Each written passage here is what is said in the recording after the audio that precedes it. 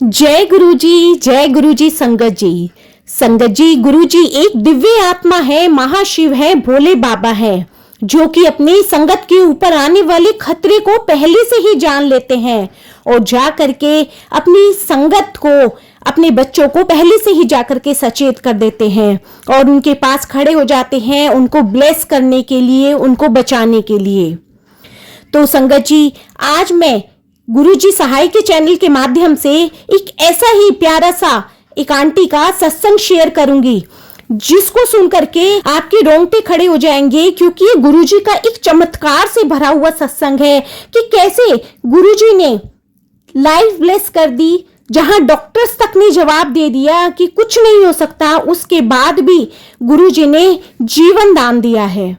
तो हमारे गुरुजी महाराज तो ऐसे ही हैं कि जहां सब कुछ खत्म हो जाता है, वहां से तो गुरुजी अपनी शुरुआत करते हैं। तो गुरुजी तो बोलते हैं कि मैं तो कर्मों के लिखे हुए लेखे को भी बदल देता हूं, बस तू ईमानदारी से चल।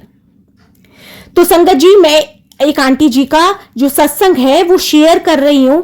तो इसके लिए आपको इस सत्संग को लास्ट तक सुनना है, सत्संग को बीच में बिल्कुल भी मत छोड़ना, क्योंकि अगर सत्संग को बीच में छोड़ते हैं तो ब्लेसिंग पूरी नहीं मिल पाती है। सत्संग को पूरा सुनना और इस सत्संग को शेयर भी जरूर करना संगत जी, ताकि जो दूसरी संगत है उनको भी ब्लेसिंग्स मिल सके और ना जाने उनके कितने कष्ट होंगे वो इस सत्संग के द्वारा कटेंगे और उनकी बीमारियां। और संगत जी, अगर आपका भी कोई सत्संग है, आप शेयर करना चाहते हैं, तो मैं डिस्क्रिप्शन बॉक्स में अपना व्हाट्सएप नंबर शेयर कर दूंगी।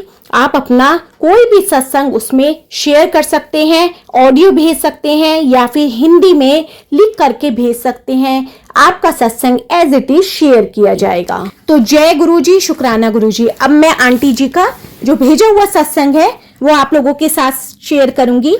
आंटी जी कहती है, जय गुरुजी, शुक्राना गुरुजी। आंटी जी बोलती है कि मैं गुरुजी के मंत्र जाप से गुरुजी का सत्संग शुरू करती हूँ। ओम नमः शिवाय, शिवजी सदा सहाय। ओम नमः शिवाय, गुरुजी सदा सहाय।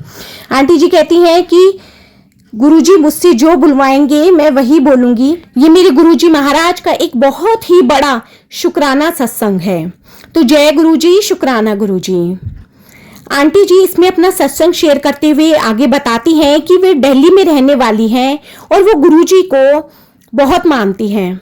अब आंटी जी बताती है कि उनकी एक कजन सिस्टर है जो कि उनसे काफी ज्यादा बड़ी हैं। एक बार उनका फोन आता है आंटी जी के पास कि तुम जीबी पंत हॉस्पिटल या फिर एम्स के किसी कार्डियोलॉजिस्ट होते हैं जो कि हार्ट का स्पेशलिस्ट होता है, उसको जानती हो क्या? उनका कोई नंबर वगैरह हो तो मुझे बता दो। तो आंटी जी कहती है कि मुझे थोड़ा सा टाइम दो, मैं देखती हूँ, अगर कोई जान पहचान होगी या किसी का नंबर होता है तो मैं आपको बताती हूँ। अब आंटी जी कहती है कि मुझे नंबर किसी का नहीं मिल पाता है, तो थोड़ी देर के बाद मैं अपनी कजिन सिस्टर को फोन करती हूँ और कहती हूँ कि दीदी किस चीज के लिए आपको नंबर चाहिए था, किसको डॉक्टर को आपको दिखाना है। तब आंटी जी की जो दीदी है वो कहती हैं कि वे अपने हस्बैंड को हार्ट स्पेशलिस्ट को दिखाने के लिए गई थी। तो वहां पर एक डॉक्टर है, कंसल्टेंट डॉक्टर है, उनको उन्होंने रिपोर्ट्स अपने हस्बैंड की दिखाई। तो बस वो रिपोर्ट्स के बारे में बात करके ही जो उनकी दीदी थी वो बहुत ज्यादा रोने लगती है। अब आंटी जी उनसे पूछती है कि दीदी क्या बात हो गई है कि आप इतना क्यों रो रही हो? तब उनकी दीदी कहती है कि जब डॉक्टर ने उनके हस्बैंड की रिपोर्ट देखी है तो उन्होंने जवाब दे दिया है कि जो उनके हस्बैंड का हार्ट है वो अब सिर्फ 25% ही काम कर रहा है और इसका अब कोई इलाज ही नहीं है। तो आप बस अब अपने हस्बैंड को घर ले जाइए, उनकी सेवा करिए। तो और साथ में थोड़ी बहुत दवाइयां दे दी है कि वो दवाइयां खाते रहिए। ये कह करके दीदी और ज्यादा रोने लगी। तो आंटी जी ने बड़ी मुश्किल से अपनी दीदी को चुप कराया और कहा कि दीदी आप चिंता ना करो, सब कुछ ठीक होगा। अब आंटी जी बताती है कि थोड़े दिन पहले ही उनकी दीदी के भी हार्ट अटैक आया था। तो जो दिल्ली में फोर्टिस हॉस्पिटल है उसमें उनकी दीदी के भी स्टंट डला था, तो दीदी की भी हालत खराब ही थी। और उधर से जो उनके हस्बैंड है उनका हार्ट भी अब सिर्फ 25% ही काम कर रहा था, जिस पर डॉक्टर्स ने जवाब दे दिया था। अब आंटी जी के दिमाग में तो सिर्फ गुरुजी का ही ख्याल आता है। अब आंटी जी अपनी दीदी को फोन करती हैं और फिर उनकी हालत के बारे में पूछती हैं। तब वे बताती हैं कि उनकी हालत तो बहुत ज़्यादा ख़राब है, वो बेड पे से उठ भी नहीं पा रहे हैं, वो सिर्फ लेटे रहते हैं और जो उनका वेट है वो भी डिटोरिएट होता जा रहा है।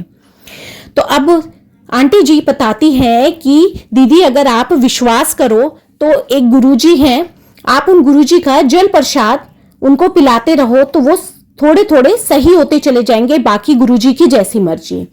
तो अब उनकी जो दीदी है वो पूछती है कि कौन से गुरुजी हैं, तब वो बताती हैं कि छतरपुर वाले गुरुजी हैं। उधर से आंटी जी अपनी दीदी को कहती है कि आप अपना व्हाट्सएप खोलिए, मैं उन गुरुजी का स्वरूप आपको भेजती हूँ, आप देखिए। तब जैसे ही दीदी उनका स्वरूप देखती है तो कहती हैं कि तेरे जिया जी जब ऑफिस में जाते थे तब वो ऑफिस में इन गुरुजी की पूजा करते थे, क्योंकि जो उनके बॉस हैं वो इन गुरुजी को मानते हैं, तो उन्होंने मंदिर में इन गुरुजी की फोटो रखी हुई है, तो वे सुबह शाम इनके सामने धूप जगाते हैं, जोत जगाते हैं। और आंटी की दीदी यह भी बोलती है कि मैंने तो उनको यह बोला कि ये आप किस किस को गुरु बना लेते हो, किस किस की पूजा करने लग जाती हो, ये कौन गंजे गुरुजी हैं। तो मैं माफ़ी मांगती हूँ गुरुजी, उन्होंने ऐसे आपके लिए शब्द उपयोग किए। और बाद में दीदी ने भी कहा कि गुरुजी मुझे माफ़ कर दीजिए कि मैंने ऐसे शब्द आपके लिए उपयोग किए। आंटी जी कहती है कि उनकी जो फोटो होती है उसको फोटो नहीं बोलते हैं, उसको स्वरूप बोलते हैं। आंटी जी कहती है ये तो बहुत अच्छी बात है कि जीजा जी पहले से ही गुरुजी को मानते हैं। तो दीदी आप एक काम करिए, रोज सुबह शाम गुरुजी का मंत्र जाप घर में चलाइए, और जब मंत्र जाप चल रहा है तो मंदिर में 1 कटोरी भर के जल रख दीजिए, और जो बाद में जल होगा वह जिया जी को और आप खुद भी पीजिए, और अपने हार्ट पे भी थोड़ा सा वो जल लगा लीजिए। उससे जीजा जी अपने आप थोड़े थोड़े सही होते चले जाएंगे। अब दीदी ने कहा कि घर में गुरुजी का तो कोई स्वरूप भी नहीं है। मैंने कहा नहीं, कोई बात नहीं, स्वरूप नहीं है तो जैसे ही आप मंत्र जप चलाते हैं तो गुरुजी का स्वरूप ऑटोमेटिकली आपके फ़ोन में या फिर आपके टीवी में आ जाएगा। तो गुरुजी का स्वरूप तो आपके घर में ही है, ऐसी कोई दिक्कत वाली बात नहीं है।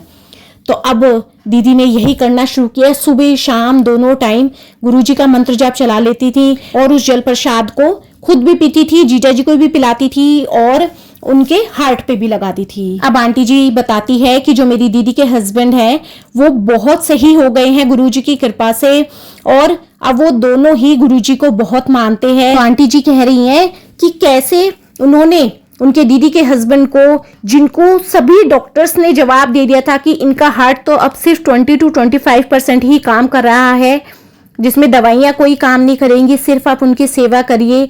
आज इस बात को संगत जी 3 साल अप्रॉक्स हो गए हैं, और जो मेरे जिया जी हैं वो भी काफ़ी ज़्यादा अच्छे होते चले जा रहे हैं। तो गुरुजी का बहुत बहुत शुक्राना कि आपने उनको लाइफ ब्लेस की है। ऐसे ही गुरुजी आप सभी को लाइफ ब्लेस करना। जय गुरुजी, शुक्राना गुरुजी, अनंतम अनंतम शुक्राना गुरुजी। शुक्राना आंटी जी, आपने बहुत ही प्यारा गुरुजी का सत्संग शेयर किया है, जो कि पूरा चमत्कारिक सत्संग है कि कैसे गुरुजी ने एक इंसान को लाइफ ब्लेस की, जिसे डॉक्टर्स ने बोल दिया कि इसके पास तो अब थोड़ा सा ही समय बचा हुआ है, सिर्फ तुम उसकी सेवा करो। उससे भी बड़ी बात संगत जी, गुरुजी ने पहले ही उनकी जिया जी को अपने से जोड़ लिया था, क्योंकि गुरुजी को पता था कि इसके ऊपर कष्ट आने वाला है, इसकी लाइफ के ऊपर पूरा कष्ट आने वाला है। तो उनके बॉस के जरिए उन्होंने पहले से ही गुरुजी ने उनको अपने से जोड़ लिया था। तो गुरुजी तो बस किसी को जरिया बनाते हैं। जब गुरुजी को किसी भी संगत को अपने से जोड़ना होता है तो वो कैसे भी उसको अपने आप से जोड़ लेते हैं, उनकी सारी कष्टों को, कठिनाइयों को, बीमारियों को कैसे दूर कर देते हैं ये पता ही नहीं चलता।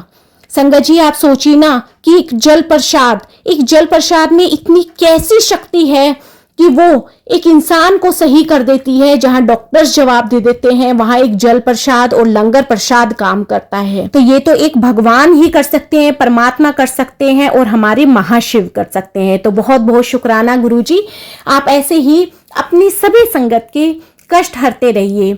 जय गुरुजी, शुक्राना गुरुजी, संगत जी, ये इतना प्यारा सत्संग है जो फुल ऑफ ब्लेसिंग्स है। न जाने कितनी संगत को इस तरह के सत्संग की जरूरत होगी, तो आप इस सत्संग को ज्यादा से ज्यादा संगत तक शेयर कीजिए और कमेंट में जय गुरुजी और शुक्राना गुरुजी जरूर लिखिए। बोलो ओम नमः शिवाय, शिवजी सदा सहाय। ओम नमः शिवाय, गुरुजी सदा सहाय। जय जय गुरुजी, वाह वाह गुरुजी, शुक्राना गुरुजी, धन धन गुरुजी, जय गुरुजी।